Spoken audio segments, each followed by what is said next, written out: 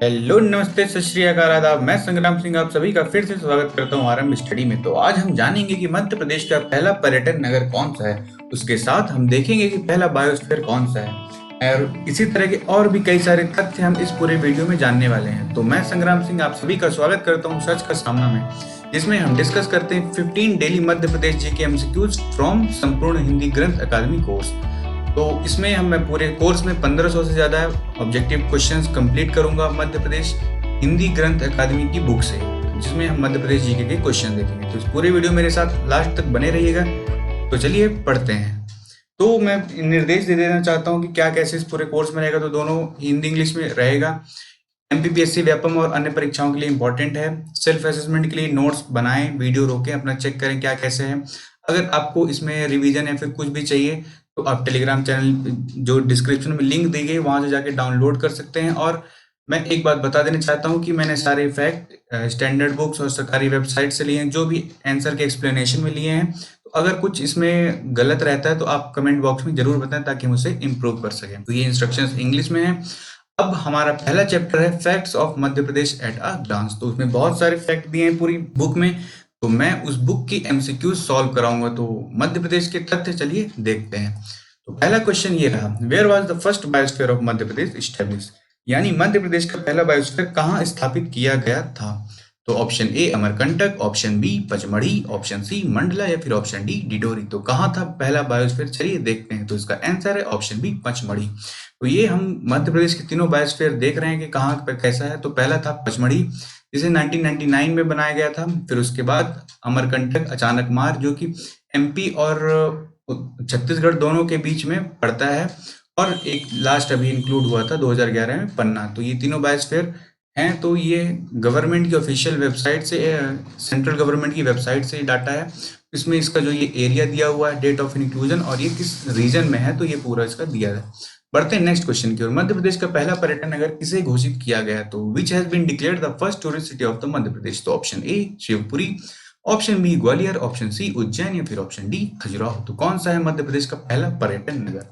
तो इसका आंसर है शिवपुरी। तो शिवपुरी को मध्य प्रदेश का पहला पर्यटन नगर नाम से जाना जाता है। तो इसके पीछे तक रीजन कहीं पे नहीं मिलेगा आपको क्यों मनाया जाता है, बट मे बी पॉसिबल ये है कि एक टाइम पे जो रजवाड़ी वगैरह के लोग हुआ करते थे वो गर्मी के टाइम पे शिवपुरी जाते थे, क्योंकि वहाँ का मौसम सही हुआ करता था। तो उस हिसाब से टूरिज्म के लिए इसको जाना जाता था कि शायद ये टूरिज्म के लिए ही है। तो इसको पहला पर्यटन नगर घोषित किया गया था।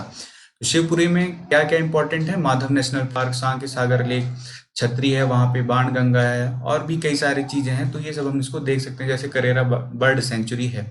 शिवपुरी पहला मध्य प्रदेश का पर्यटन नगर है। बढ़ते हैं नेक्स्ट क्वेश्चन की ओर। देश का पहला आवासीय खेल विद्यालय कहाँ स्थापित किया गया है। Where is the country's first residential sports school establish. तो इसका ऑप्शन ए है भोपाल, या फिर Indore, option C Sehore, option D Vidisha. कहाँ पे है, तो इसका आंसर है ऑप्शन सी सीहोर।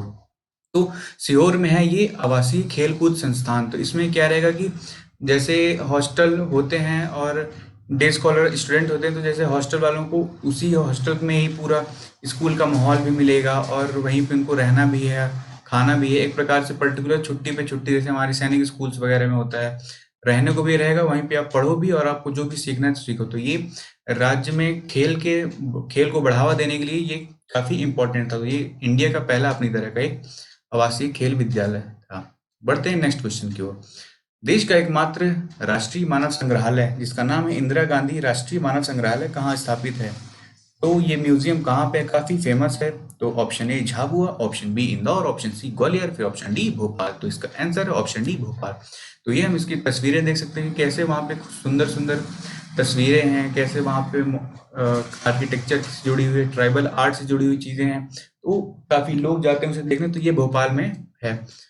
तो ये कुछ और तस्वीरें हम देख सकते हैं कि ट्राइबल आर्ट से जुड़ी कैसी क्या चीजें इसमें है टोटल। तो बढ़ते हैं नेक्स्ट क्वेश्चन की ओर। देश का पहला आपदा प्रबंधन संस्थान कहाँ है, यानी where was the country's first disaster management institute established. कहाँ पे इसे स्थापित किया गया था। ऑप्शन ए इंदौर में, option B Bhopal, option C Jabalpur या फिर ऑप्शन डी ग्वालियर। तो इसे स्टेब्लिश किया गया था भोपाल में। तो भोपाल गैस त्रासदी से हम इसको लिंक करके याद कर सकते हैं कि डिजास्टर कहाँ पे आया था, भोपाल में। तो कहाँ पे होगी इंस्टीट्यूट, भोपाल में। बढ़ते हैं नेक्स्ट क्वेश्चन की ओर। देश का एकमात्र वन प्रबंधन संस्थान स्थित है। तो the only forest management institute of the country is located in, तो कहाँ पे है ये लोकेटेड? ऑप्शन वही है, इंदौर, जबलपुर, भोपाल या ग्वालियर। तो इसका आंसर है ऑप्शन सी, भोपाल में। तो भोपाल में फॉरेस्ट मैनेजमेंट इंस्टीट्यूट भी है और उसी के साथ साथ डिजास्टर मैनेजमेंट की भी इंस्टीट्यूट कहाँ पे है? भोपाल में। बढ़ते हैं नेक्स्ट क्वेश्चन की ओर। एशिया का प्रथम शारीरिक शिक्षण प्रशिक्षण संस्थान यानी महारानी लक्ष्मीबाई फिजिकल एजुकेशन सेंटर जो है वो कहाँ स्थित है? तो where is Asia's first physical education training institute located? तो हम लक्ष्मीबाई से इसको लिंक करके देख सकते हैं कि लक्ष्मीबाई किस रीजन के आसपास से आती थी, उससे हम इसको आंसर अपना जोड़ सकते हैं। तो option A Bhopal, option B Gwalior, option C Indore, option D Ujjain. तो इसका सही आंसर ऑप्शन बी ग्वालियर। तो लक्ष्मीबाई जी ग्वालियर, झांसी, कल्पी ये पूरा एरिया उन्हीं के आसपास ही डेवलप हुआ था। तो उस हिसाब से जो ये लक्ष्मीबाई जी के नाम पे फिजिकल एजुकेशन इंस्टीट्यूट है तो वहीं पे रखे। तो कहाँ पे है ये? ग्वालियर में। बढ़ते हैं नेक्स्ट क्वेश्चन की ओर। देश का प्रथम ऑप्टिकल फाइबर कारखाना कहाँ स्थित है जिसे जापान के सहयोग से बनाया गया है? तो फर्स्ट ऑप्टिकल फाइबर फैक्ट्री कहाँ पे है इंडिया की जिसे जापान के सहयोग से बनाया था? तो option A Pithampur, option B Indore, option C Mandideep या फिर ऑप्शन डी जबलपुर। पीथमपुर धार में है और ये इंदौर अलग है, तो दोनों अलग अलग डिस्ट्रिक्ट में है। तो इसका आंसर है ऑप्शन सी मंडीदीप। तो ये हम ऑप्टिकल फाइबर की फैक्ट्री देख पा रहे हैं यहाँ पे कैसे कौन से तार बनाए थे। तो ये खास बात ये है कि इसमें इंडिया का पहला ऑप्टिकल फाइबर फैक्ट्री थी। तो कहाँ है? मंडीदीप में। तो इंडिया की पहली ऑप्टिकल फाइबर फैक्ट्री मंडीदीप में है। बढ़ते हैं नेक्स्ट क्वेश्चन की ओर। तो महिला नीति बनाने वाला देश का पहला राज्य है? तो the first state in the country to make policy on women. तो मतलब महिलाओं के ऊपर एक पर्टिकुलर नीति बनाई गई, उनका कैसे डेवलपमेंट किया जाए, उनके लिए क्या उनके मुद्दे हैं, उनकी क्या प्रॉब्लम्स हैं। तो इन सभी चीज़ों को टैकल करने के लिए एक पर्टिकुलर पॉलिसी बनाई गई थी वीमेन के ऊपर। तो किस राज्य ने बनाई थी? तो option A Madhya Pradesh, option B Uttar Pradesh, option C Kerala या फिर ऑप्शन डी महाराष्ट्र। तो इसका आंसर है ऑप्शन ए मध्य प्रदेश में। तो मध्य प्रदेश राज्य ने पहली बार महिलाओं के लिए एक नीति बनाई थी। बढ़ते हैं नेक्स्ट क्वेश्चन की ओर। तो वनों का 100% राष्ट्रीयकरण करने वाला राज्य है? तो the state to nationalise 100% of the forest is. तो राष्ट्रीयकरण ये होता है कि जितने भी संसाधन हैं उस चीज से रिलेटेड जिसका हम राष्ट्रीयकरण कर रहे हैं अब वो सरकारी हाथ में आ जाएंगे। तो उसका पूरा कंट्रोल किसका हो जाएगा? जो गवर्नमेंट राष्ट्रीयकरण कर रही है। जैसे हमने बैंक नेशनलाइजेशन देखा, तो पहले वो प्राइवेट बैंक हुआ करते थे, अब वो क्या हो गए हैं? पब्लिक सेक्टर में, यानी सरकार के उसके नियंत्रण में आ गए हैं। तो वनों का इसी तरह से राष्ट्रीयकरण करने वाला कौन सा राज्य था? Option A Uttar Pradesh, option B Madhya Pradesh, option C Mizoram या फिर ऑप्शन डी मेघालय। तो इसका answer option B Madhya Pradesh. तो इसमें आमतौर पे मध्य प्रदेश से जुड़े क्वेश्चन ही है तो मध्य प्रदेश ही आंसर होगा। तो बट आपको ध्यान रखने वाली बात यह है कि जब बहुत सारे फैक्ट हो जाएंगे तो आपको याद रखना होगा सिर्फ कि मध्य प्रदेश ने पहली बार वनों का राष्ट्रीयकरण किया था। बढ़ते हैं नेक्स्ट क्वेश्चन की ओर। हिंदी भाषा में गजेटियर प्रकाशित करने वाला देश का पहला राज्य है? तो the first state in the country to publish a gazetteer in Hindi language. तो गजेटियर क्या होता है देखेंगे आंसर में, बट पहले देख लेते हैं option A Madhya Pradesh, option B Uttar Pradesh, option C Himachal Pradesh या फिर ऑप्शन डी आंध्र प्रदेश। तो इसका आंसर है ऑप्शन ए मध्य प्रदेश। तो गजेटियर ये होता है कि इसमें एक प्रकार से डिक्शनरी हम इसको कह सकते हैं, जिसमें ज्योग्राफिकल डिक्शनरी जिसमें और मैप होते हैं, एटलस होते हैं, तो पूरे उस चीज से जुड़ी हुई उसमें इंफॉर्मेशन होती है। तो इसको बेसिकली इसमें मेन बात ये है कि जो ज्योग्राफिकल मेकअप होते हैं, सोशल स्टैटिस्टिक्स उस एरिया से रिलेटेड, उसमें कंट्री का जो कहीं का फिजिकल फीचर्स क्या है, रीजन क्या है, कंटिनेंट के बारे में क्या है, तो ये एक ओवरव्यू है गजेटियर का। इसी तरह गजेटियर मध्य प्रदेश ने सबसे पहली बार निकाला और किस भाषा में निकाला था? हिंदी भाषा में। तो ये उपलब्धि मध्य प्रदेश की है। बढ़ते हैं नेक्स्ट क्वेश्चन की ओर। मध्य प्रदेश का मैग्नीज उत्पादन में स्थान है? तो मैग्नीज उत्पादन में मध्य प्रदेश का कौन सा स्थान है? कई सारे मेटल्स, मिनरल्स और एलिमेंट्स इस तरह की चीजें होती हैं जो अलग अलग प्रदेशों में निकलती हैं। तो मध्य प्रदेश में मैग्नीज जो निकलती है उसे भारत में किस पोजीशन पे लाके वो खड़ा कर देता है एमपी को? तो ऑप्शन ए first position, second position, third position या फोर्थ पोजीशन। तो इसका आंसर है ऑप्शन ए फर्स्ट पोजीशन। तो मैग्नीज उत्पादन के मामले में मध्य प्रदेश पहले नंबर पे आता है। तो चलिए बढ़ते हैं नेक्स्ट क्वेश्चन की ओर, यानी क्वेश्चन नंबर 13। मध्य प्रदेश के पहले राज्यपाल थे? तो अब सारे ही एक एक लाइनर फैक्ट शुरू हो जाएंगे। अब आपको बस सिर्फ याद रखना है कौन कौन थे। तो पहले राज्यपाल कौन थे? पंडित रविशंकर शुक्ल, पट्टाभी सीतारमैया, ऑप्शन सी कुंजीलाल दुबे और फिर ऑप्शन डी कैलाश नाथ काटजू। इसका आंसर है ऑप्शन बी पट्टाभी सीतारमैया। तो ये इनसे जुड़ी बात ये है कि ये मध्य प्रदेश के राज्यपाल तो थे ही, और आते कहाँ से थे, मतलब कहाँ को बिलोंग करते थे? आंध्र प्रदेश के गोदावरी, जो पश्चिम गोदावरी जिला वहाँ के ये रेसिडेंट थे, वहाँ पे वो पैदा हुए थे। और इसमें खास बात इनके बारे में ये है कि ये स्वतंत्रता सेनानी थे। जब आप मॉडर्न हिस्ट्री पढ़े हुए होंगे या फिर पढ़ेंगे इन फ्यूचर, तब आपके इनके बारे में पता चलेगा इनका क्या रोल था फ्रीडम मूवमेंट में। बढ़ते हैं नेक्स्ट क्वेश्चन की। मध्य प्रदेश के प्रथम मुख्यमंत्री थे, तो ये कौन है? आप फोटो के थ्रू देख पाएंगे इसका ऑप्शन, तो अगर आप पहचानते होंगे तो बता देंगे। तो option A Pandit Ravishankar Shukla, option B Pattabhi Sitaramayya, option C Kunjilal Dubey या फिर ऑप्शन डी कैलाशनाथ काटजू। तो इसका आंसर है ऑप्शन ए पंडित रविशंकर शुक्ल। तो पंडित रविशंकर शुक्ल कांग्रेस के एक नेता थे, ये तो एक बात हो गई।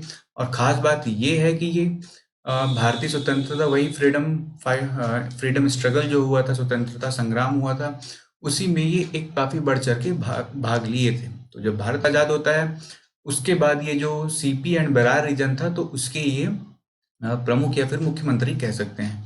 देन उसके बाद जब ये मध्य प्रदेश अलग बनता है, तब जाके ये मध्य प्रदेश के भी पहले मुख्यमंत्री बनते हैं, जो कि 31 दिसंबर 1956 तक रहते हैं, जब तक उनकी डेथ नहीं हो जाती। तो उनकी डेथ भी कब हुई थी?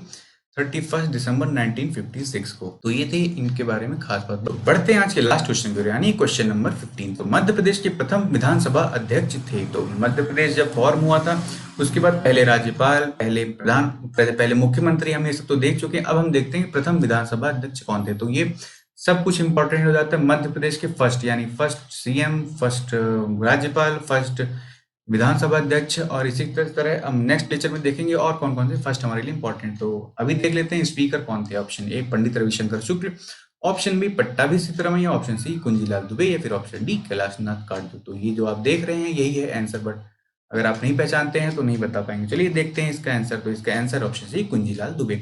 मध्य प्रदेश विधानसभा के पहले स्पीकर कुंजीलाल दुबे, आपको बस ये याद रखना है। उनकी थोड़ी बहुत जानकारी जान लेते हैं कौन थे, क्या थे।